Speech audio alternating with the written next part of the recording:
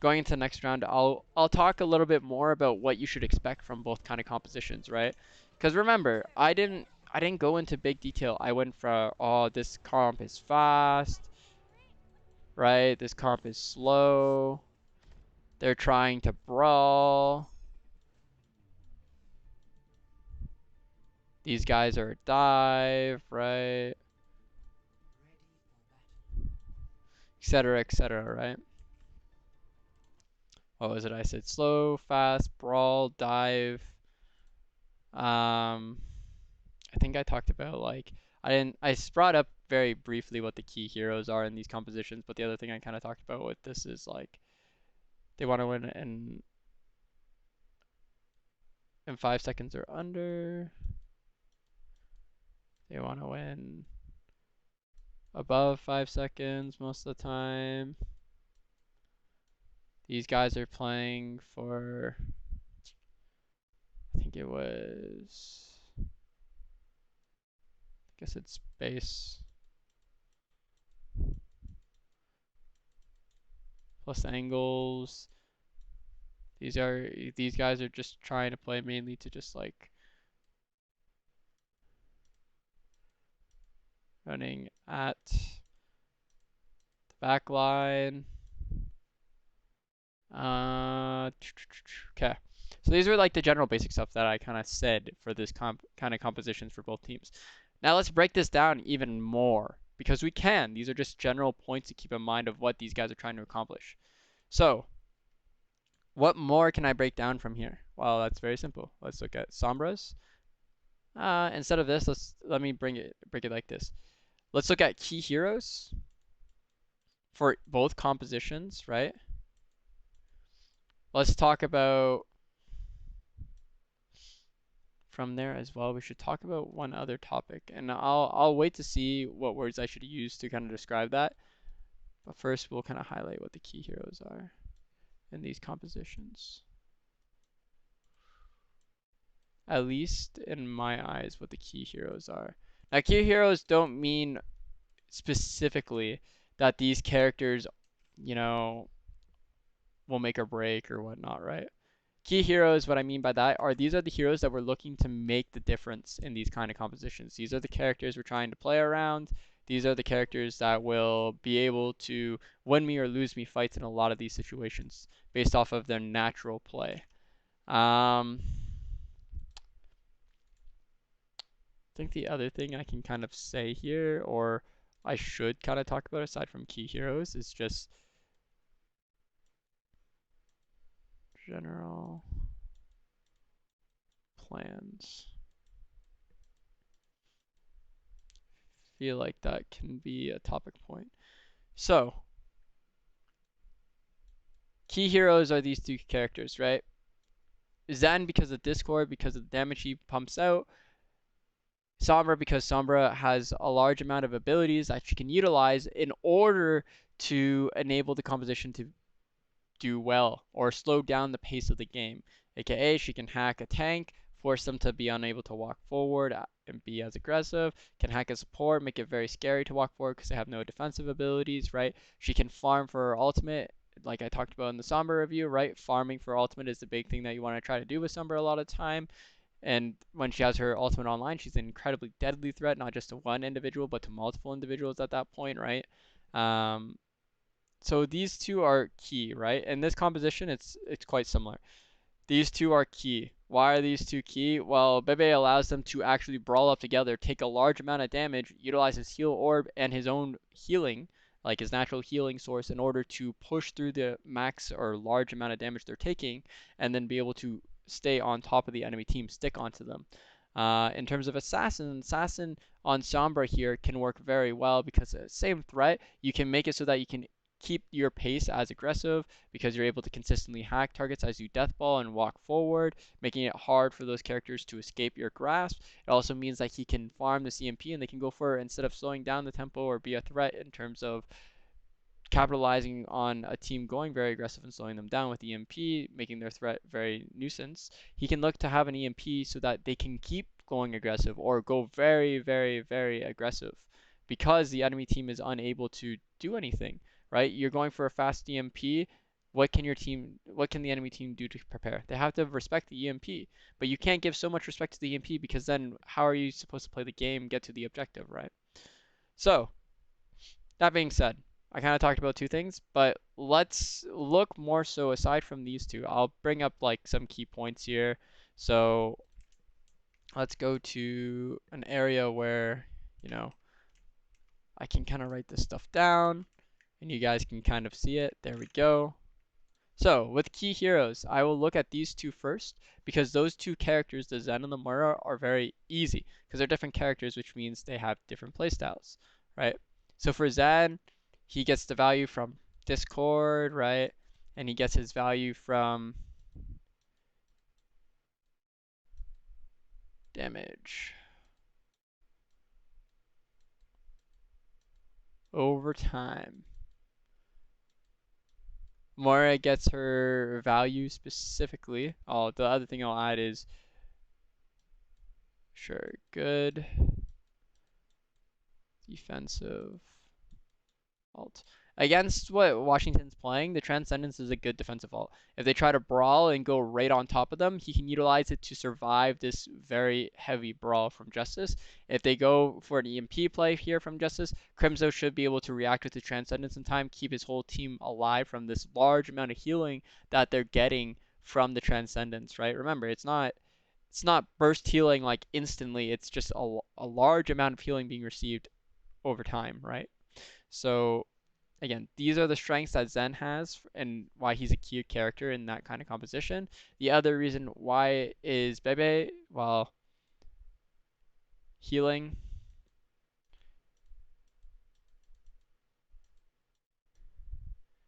And this comes from his main heal. This comes from Orb, right? The other thing to keep in mind for him is his ults builds fast.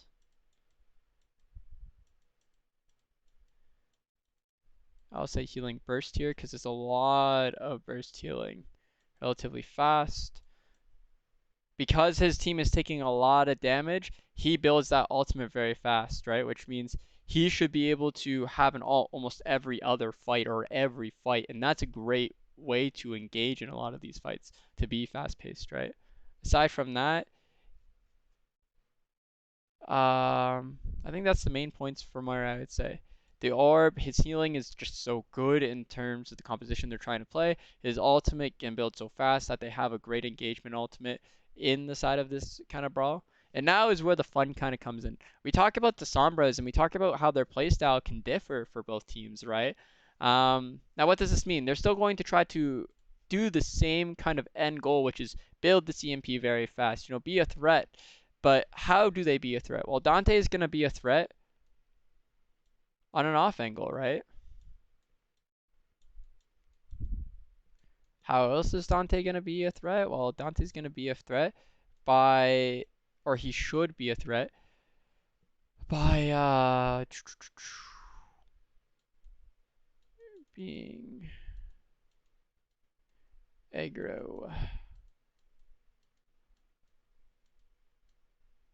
When would he be aggro?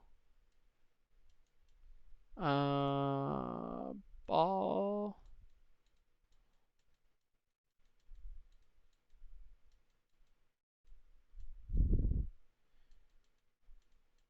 Takes aggro. Or his backline takes aggro.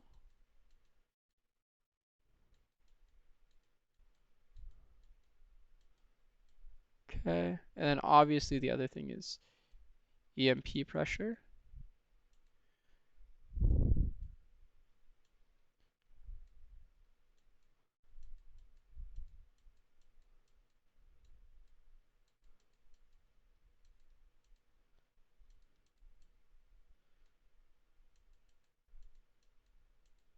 Aggro. Okay. I'm going to write down Assassin's Points first, and then I'm going to talk about both Sombras. So give me a second, and then I assure you I'll start talking about these guys. Just give me 1 second. Okay, Assassin.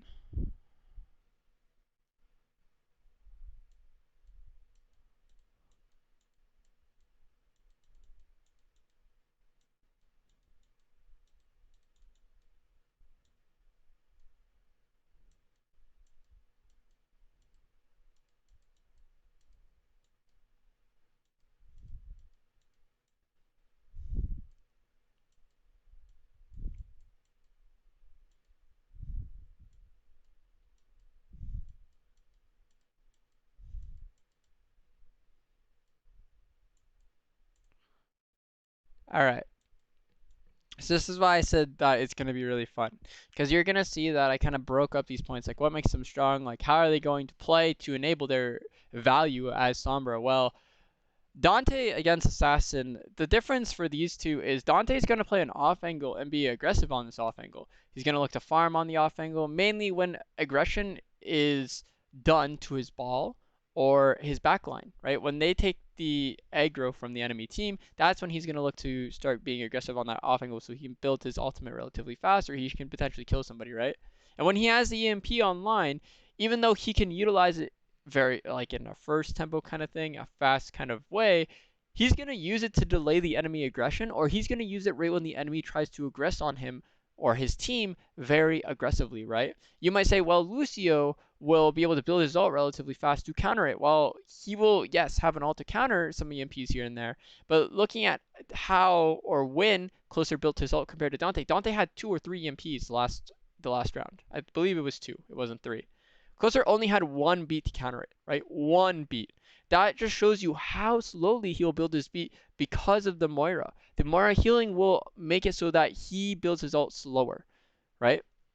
So most of the time you won't, if Dante is very effective with his farming, Closer won't have a beat to counter every single EMP from Dante. So they'll either have to play fast enough and burst somebody down, or they'll have to delay their aggression until they find Dante and either kill him or force him out of the fight, right?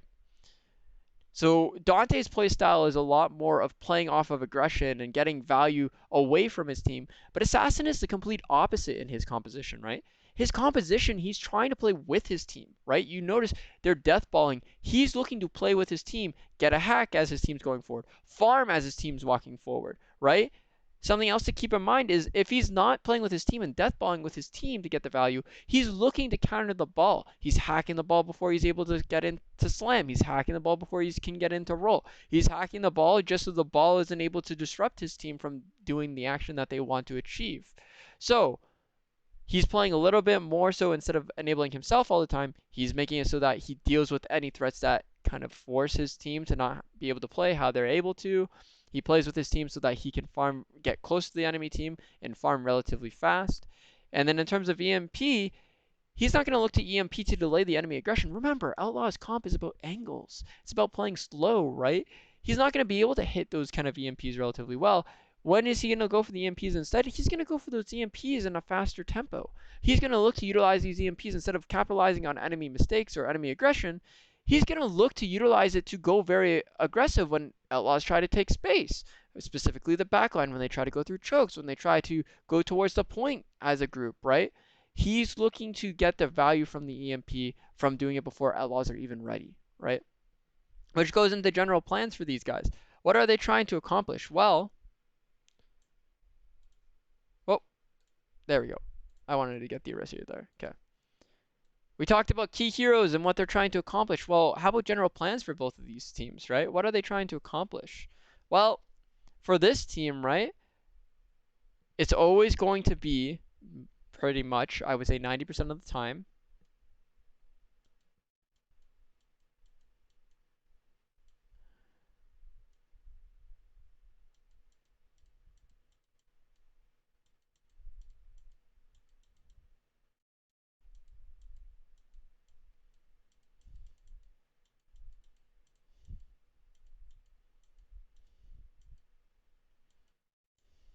ooh, those don't look like letters.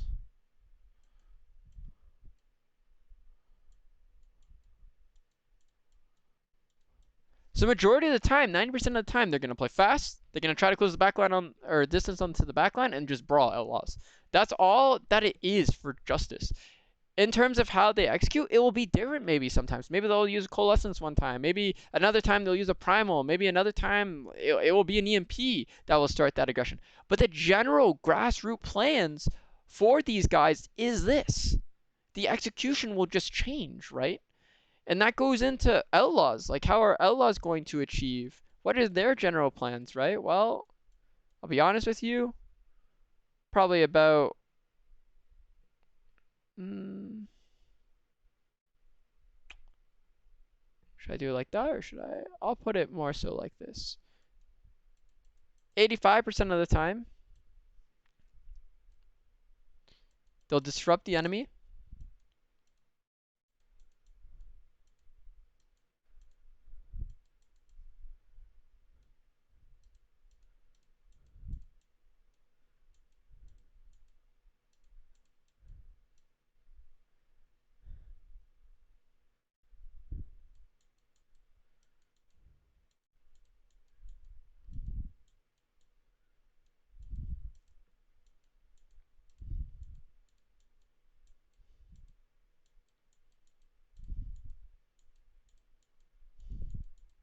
They'll disrupt the enemy when they're trying to take space and go onto them. From there, they'll play their range and the angles that they hold. After that, you would assume, or you should assume. Oh, text is held is blocked. Give me a second. Sorry about that. Webcam. Whoop. There we go. Just disable the webcam for now. So the disrupt enemy, right? As they try to take space, you will see Dreamer try to cause some disruption. You'll see Dante and Happy be a nuisance in the back line. From there, the back line will play their range, while the front line, the flankers, will look to play their angles, right? And from there, when Justice aren't able to get value, if they can't get value instantly, right, in that first 5 seconds, they'll back up. And then from there, that's when Outlaws will retake the space and converge on targets and kill the targets. Because they should be relatively low, or they should be in awkward positions that will allow for Outlaws to get their value, right? Again, add into there. You got some ults sometimes when they're disrupting the enemy, or when they're trying to make it hard for the enemy to kind of take that space. Maybe they'll use ball like mines to kind of force them to split up even more or disrupt the enemy even more. Maybe they'll use rally to make it really hard for them to kind of go onto them very fast, right? Which will allow Outlaws to play their range a little bit better. Maybe they'll just EMP when they try to close the distance onto the backline from Outlaws, right? And this is where the other, I would say 15% comes from Outlaws, right? The other 15% will be fast plays, burst plays, right?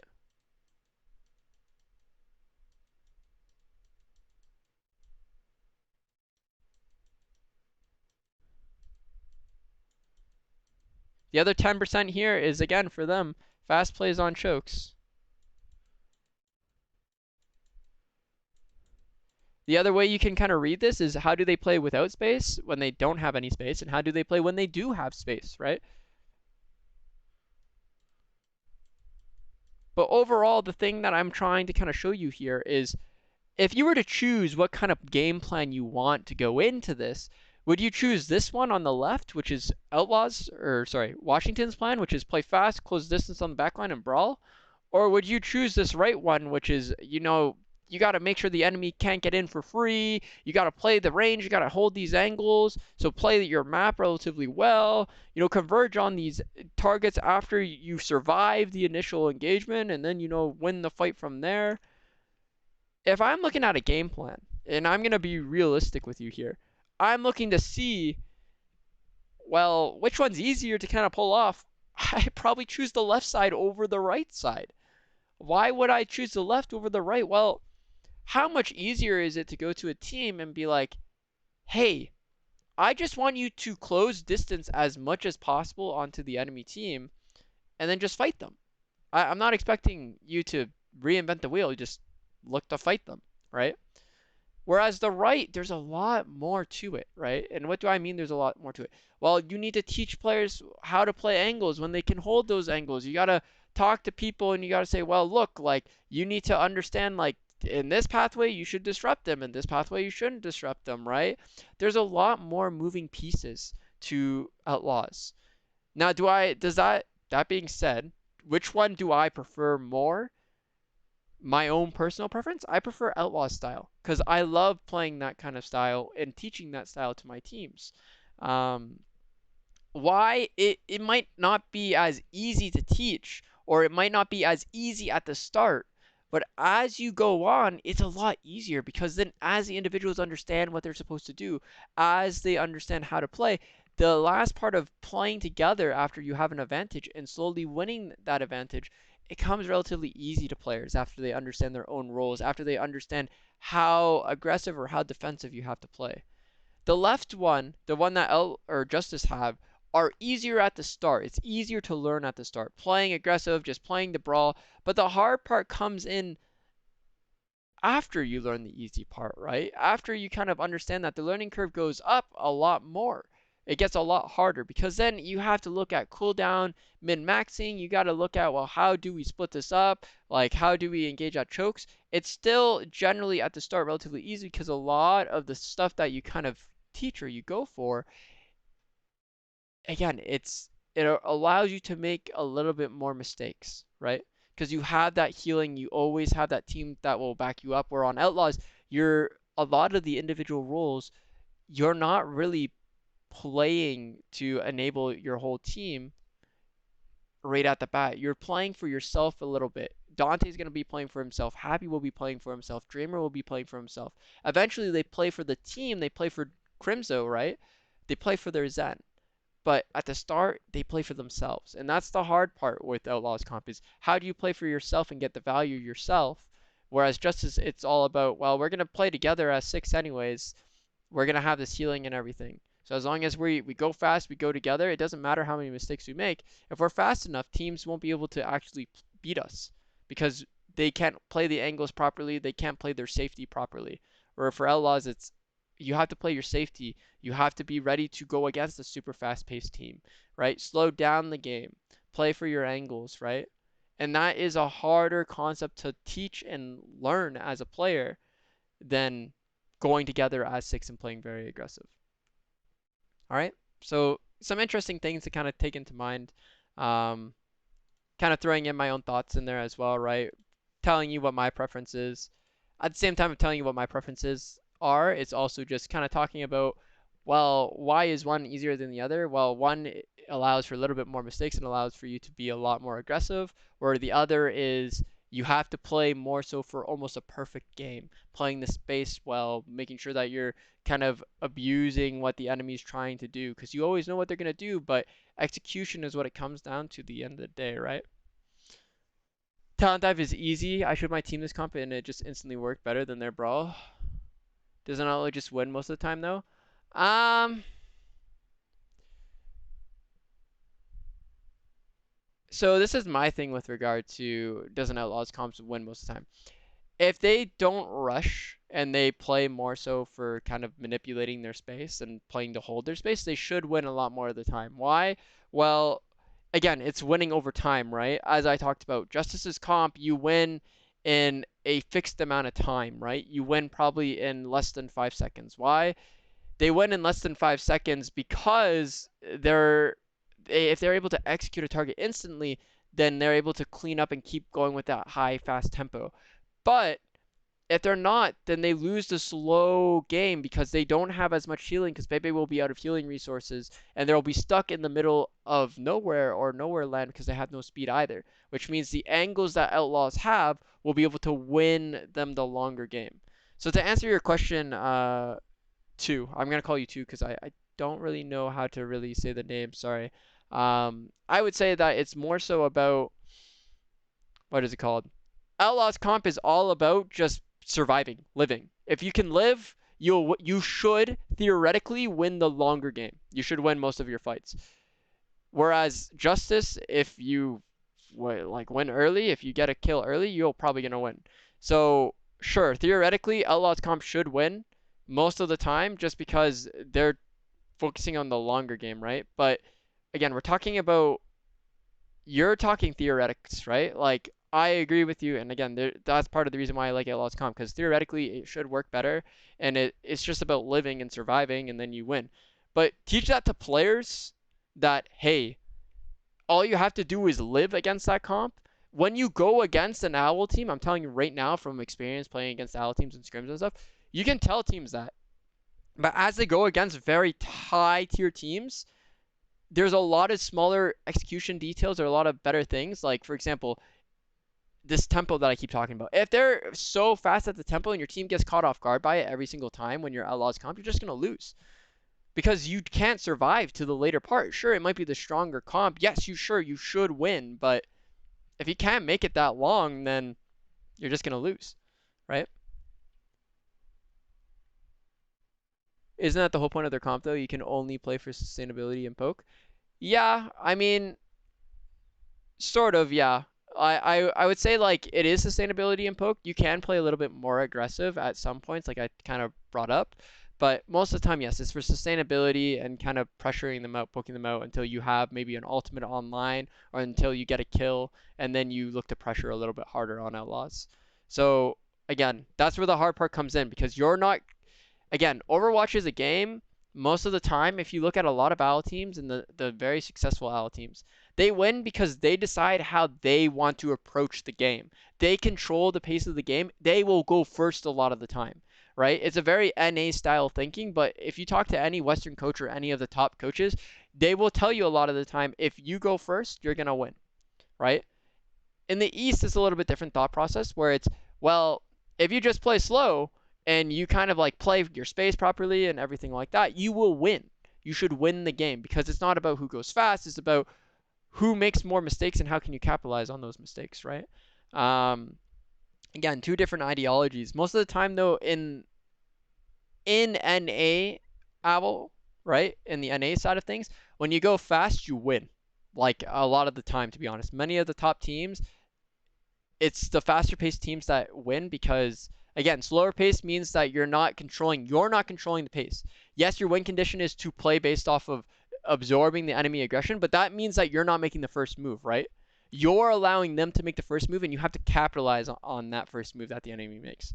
And that's why it's so hard. It's so bloody hard to play the style that Outlaws does. And that's why a lot of NA teams decide not to play that style of comp because you don't get to determine. Like once you get control of space and stuff, sure, but the hardest fight is the first fight because you never get to determine when you get to engage. You always have to play second fiddle, and that's why again, many NA teams will not play Outlaws comp.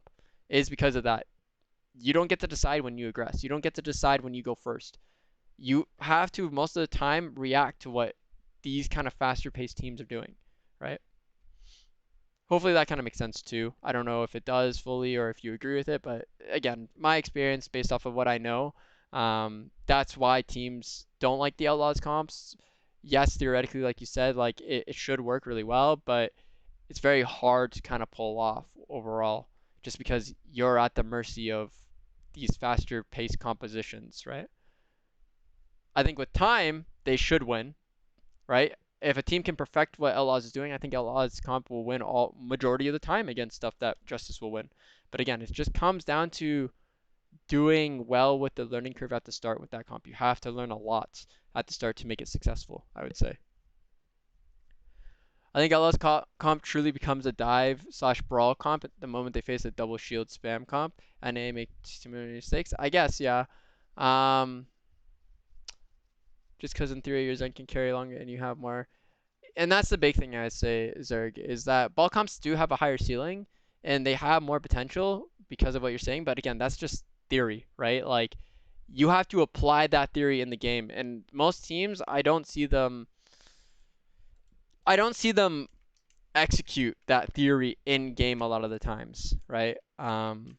Most of the times it kind of just loses out, which is why I'm not a fan of watching it in NA. In in Korea or like China, I like watching those comps because I feel like they play space relatively well over there a lot more of the time. But in NA, I feel like it's a lot more teams prefer brute force than playing space and abusing that kind of style of play. Again, just my opinion though. I'm not sure if others feel the same way or not. All right. I kind of missed the first engagement just talking. Sorry about that, guys. All right, let's look at this round. Let's see what happens here. Okay. Again, we see that Washington is looking to go super aggressive right away as Outlaws are kind of looking to go through the main, but Washington's trying to stop them before they go through this choke, right? Do I agree with this aggression? No. Why? Well, look where the backline is first off, right? And look where Washington is looking to engage from. From here to here is actually quite a large distance, right? I would say just wait for them to walk out here, right? And then try to clear the angles on the side here. Because right when they go in, right, they try to fight here. they have to deal with this angle still, they have to deal with this angle still, and they have to deal with these angles on the side. Again, you're playing into literally into a composition where it's just rough overall. So, I don't know. Not a fan of this aggression point here by Washington. So Fury was looking like he was trying to kind of clear out the side there as they were going to go aggressive. Bebe goes down, there should be a fight win. And this goes back to what Tu was saying before, right? If they're able to kind of survive that engagement, poke, and win the sustainability war, then at that point, you just win over time, right? And I think that's the big thing, right? They're able to kill Bebe, which means Justice, again, one of their key players are gone, or key heroes are gone. They just win from here, right? They win because they have the bigger sustain, they have the one of their key heroes up, right? And you see how fast they look to push that aggression, right? Or that advantage, right? Because that main healer is down. So good opening pick from Crimzo. Showing off the individuality on Outlaw's comp, right? You don't have to do anything crazy from from Justice. It's more team oriented. Outlaw's comp a lot more individualistic focused, right? You have more of those pop off moments because of, again, you're doing your own thing in a lot of these kind of things, right? You're trying to get values from the angles that you're playing. Okay, Washington's going through hookah. They're trying to take a path of least resistance is what I call it. Path of least resistance, for those of you that have never heard me say this phrase, they're trying to take pathways where they'll take the least amount of spam. So it's most of the time it's enclosed areas. Sometimes it'll be a longer path than normal, right? So instead of going out through the point here, right, they're going from up top. Why don't they go through the point? Well, again, you look at the point, they would be taking multiple angles of damage, right? And that's like over top, that's on the bottom, right? They can take multiple points of damage here. So that's why they're going through top and they're going through this left side here.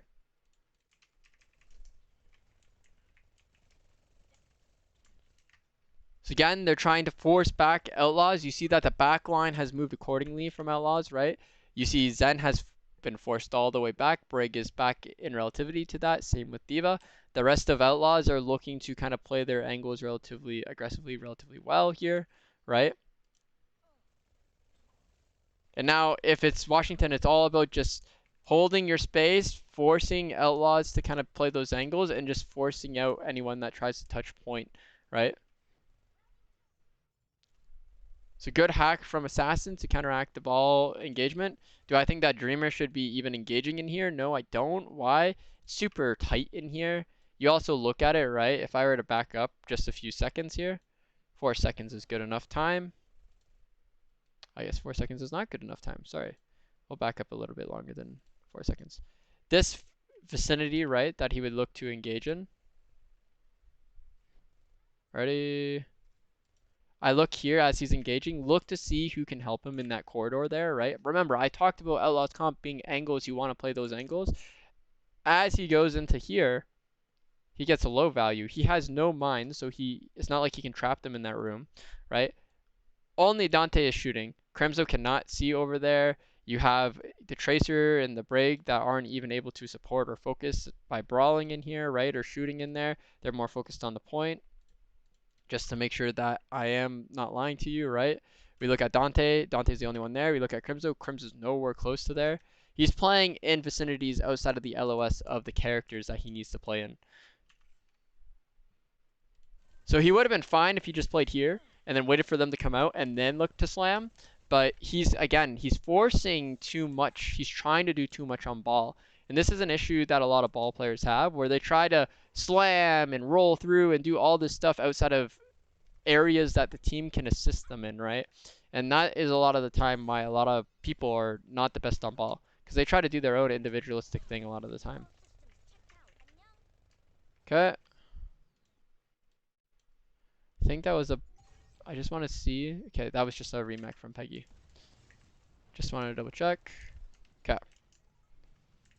Washington, just again, they try to kind of see if they can get any kills here. If people are playing too aggressive, they don't. Now this is where we're going to see, I believe this is when ball goes behind and we see a very tight window come out here from Washington. So why do I say this is tight?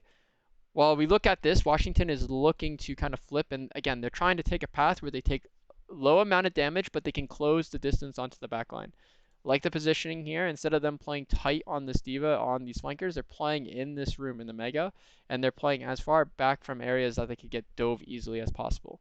So they know that they could get dove in this vicinity relatively easily based off of where the point is. They aren't even, I would assume that they're not even thinking about this hookah. They're thinking about more so dives from point, right? So if you were to dive from point, this area would be the main area you get dove from. They're playing further back so that they can instantly get executed. Smart decision from them. Focusing more on Washington's play here, this is a good play from them to try to go for something aggressive in that regard. But the issue comes down to execution with regard to Assassin here, right? Bebe is playing on point, so he's isolated from these guys, which is partial problem. But then we look here in terms of the timing here, right? In terms of when this ball is looking to get hacked and when Assassin's trying to do something. Ball is on point already. Assassin is now just going for the hack. So even if he gets this hack onto the ball, he's not going to be able to solo force out ball on his own, especially since Happy is over there to assist. He will get 2v1, he'll be forced out, and even if Washington goes for this play, they need to be able to get almost incredible value right away in order to try to recapture the point almost as fast as possible, right? They go aggressive. They try to close the distance on the backline. You see that the distance is so far that it forces Meg to have to pop his primal. And it has forced now Washington to kind of split up, right? Assassin went towards the point. Decay went towards point side. Fury went towards point side. Meg is alone in the back line with his primal. Bebe is trying to assist with Transcendence, but this, or Transcendence, sorry, with Coalescence, my apologies. And you see, right? Outlaws are peeling very well for Crimzo here. The flankers here from Justice are looking to kind of just heal up as they were capping the point there. And they force Justice to split up, right? And this is exactly what you would want if you're Houston. You force Justice to kind of split up a little bit, and now it's all about how you converge on whatever Crimson wants to shoot here, right? So Jake goes down to a stick. They're able to kill Meg. It forces the Transcendence to be utilized from Crimson here, but you have 2 kills. The rest of Justice have now converged on each other. Now they will push out together as a team, and they should be able to win these fights. Even if Assassin hits a big EMP here, it's going to be very hard because these trades, again, are going in favor of Outlaws, right? It's a 4v3 right now. If he goes for this EMP, they're going to have to kill both Peggy and Crimzo, I believe, in order to win this fight. EMP lands, they kill Crimzo. But again, you look at the point capture, it's going in favor of Houston. You have 2 squishy DPS and a D.Va mech against a D.Va mech. And I believe it's Dreamer and Dante here. So 2 tanks and a Sombra. So let's see what ends up happening here. Peggy does have potentially mech. No, he isn't able to mech. There are mines on point, so it'll be hard for Justice, or should be hard for Justice to walk out, right? And this is where the power will come from Outlaws. Outlaws have a faster comp in terms of coming back. Respawns are in favor of Outlaws in terms of multiple members, I would say, aside from Piggy, right? As Washington are trying to kind of disable the mines on point and recapture the point, right? They're looking to play aggressively together. They still have the EMP to utilize. They're utilizing the rally right now to close a little bit of distance and potentially go aggressively onto Justice here. EMP comes out. It lands onto both tanks. Defensive beat. But again, you're seeing that they're not focusing on trying to get kills right now. They're just delaying the point, right? They're just delaying the point, slowly but surely trying to kind of make it so that it's hard for Washington to try to do anything, right? Ping pong the point. They instantly go at Crimzo. Crimzo should die here. But it all comes down to now the trades. Are the trades going to go in favor of Outlaws, or are they going to go in favor of Justice here, right? And even though they kill Crimzo, right, they're able to go onto that squishy backline. They are able to get the trades in their favor. They kill Meg. They were able to clean up the kills on point as well. I believe it was killing Bebe, and then they were able to kill Fury as well on the point and capitalize on a few more kills here, right? And all of that while Outlaws still had the point too, right? And that's the key thing. Outlaws still had the point, and that's the strength of Outlaws comp. They can split up, they can delay point, they can do all these things separately. Justice, they have to stick together a lot more of the times, right? Because remember, the strength comes from executing together as a six-man most of the time, not from being separated like Outlaws are. Now from here, again, we're going to see a similar rotation into their hookah, right? They go into hookah. They're looking to go through up top here, right? The backline from Outlaws aren't even in the hookah yet. They're in the main, right? And this is good positioning here, I would say, from Houston. Aside from that low HP from Happy, Dreamer is going in to try to boot them off the high ground, right? Potentially go for a slam if he feels like he can. Dante's in a position to look to poke or kind of harass from an off angle. You have the back line here that has a very long off angle that they can utilize to shoot. Sure, they're not in super deadly range, but they are in a range where they're still able to create pressure from an angle, right? If Happy was a little bit more HP, it would be even better, but he's forced out relatively easily. And again, Dreamer was fine for a quick second there, right? At the start, he's fine, but right when his shields goes down and right as this is happening, I would say instead of him playing more so to slam, I would play in the range of where Peggy can help you and where Crimzo can help you, right? They can see him, but realistically, they won't be able to stop any hacks because they can't see the Sombra LOS here, right? As Piggy walks forward to try to assist Dreamer, right? Again, he's not going to go super forward because they're just trying to delay point. They're trying to ping pong this point here. So Dreamer gets hacked. Dreamer should be able to go down relatively easily here if all of Washington just try to converge onto him, right? What you see, Decay is looking to go kill him on the side there. Goes down. Bomb goes down. Happy will go down. Peggy's mech will go down. As long as Washington play relatively close together with one another, they should be able to win the fight. Again, they're relatively close. They're able to play really aggressively, turn this point in their favor, and now Outlaws have to go back to step one. Bum, bum, bum, bum. I believe this was the last fight from Outlaws. We see that the support alts are close to online from Outlaws. EMP is close to online. Justice have a primal coalescence, but only just the EMP online. The other ones are closer. I would say the big thing to keep in mind here from Washington is I would actually play relatively fast. If I know that they don't have these support ults yet, obviously the play is to go very fast at the choke. If I do know that, if I think that they have the support ults up, I would honestly wait for my coalescence, or I'd start an engagement and then coalescence mid-fight. Again, my whole goal is I want to try to hold them at this choke. I want to try to hold them at this choke. If I can't hold them at this choke, and I have to kind of give them a little bit more space, I want to hold them here, but I want to try to negate at least one of these three. And I think the easiest person to negate a lot of time is Ball. I just send my Tracer and I send my Sombra to give that Ball a really hard time.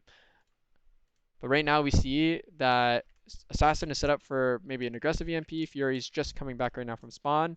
And the rest of Washington is setting up for a potential fast play from the enemy hookah, right? So they decided to go through main this time. EMP is going to connect on the Crimzo. It looks like it's incredibly unlucky because he just built a Trank if he only got it a second earlier. But now we see that they're all grouped up. If Dante could potentially go for another EMP here, they could turn this fight possibly. Right now it looks like instead of going for the EMP, he's going to back out, right? And from here, this is still not a bad trade. You have two support outs online. You didn't have any of them in time to counter the EMP, sadly. But now you have an EMP of your own. You have 5 ults going into this fight. All you got to do is win one fight. You can utilize the rally as an engagement tool, right? You can utilize any of these ults as an engagement tool. I would use the rally in my eyes because it will help me take space relatively easily, and then EMP when they try to jump on me like right now. EMP goes down. It only lands onto the monkey there, but monkey is enough as long as all of Outlaws try to clean up the monkey, right? Again, Washington trying to go for a fast play through the enemy hookah. They've done that so many times. Outlaws has expected it at this point. That's why they started to rally right through here as they didn't see anyone from playing on point, right? And again, you clean up this monkey and then you just play together as a 6-man, you'll be in a fine spot. You mine main so that they can't get to point easily to try to contest your point capture. Now you see Outlaws are playing relatively close to their Zen LOS, right? Happy tries to make a play with the stick. But again, I want to see more aggression, from Outlaws. We see that the aggression is there. They're all converging on these targets towards the enemy hookah, which is nice to see. Like in how they're playing with a one-man advantage here. The aggression is very solid, I would say, so far. You still have a Transcendence if you need it on the side of Crimzo as well. But again, trades keep trickling in favor of Houston. Houston haven't lost any members, but they do have to try to clean up these kills a lot faster. Ends up C9ing. Works out well in their favor. And again, you see the different play styles with the teams. One still going really aggressive as a 6-man. The other is playing more so those angles and kind of just playing to survive those engagements, right? One's going first tempo, one's more of a third kind of tempo, or sorry, second kind of pace where they're trying to kind of react. And you see the difference in terms of playstyle with the Sombras too, right? Dante is playing more on his own, whereas Assassin's playing more with his team and to counter any sort of engagements that would repel his team, right? So very good job by both Sombras to, again, play their role to a very different capacity, but to where the team needs them to play, right?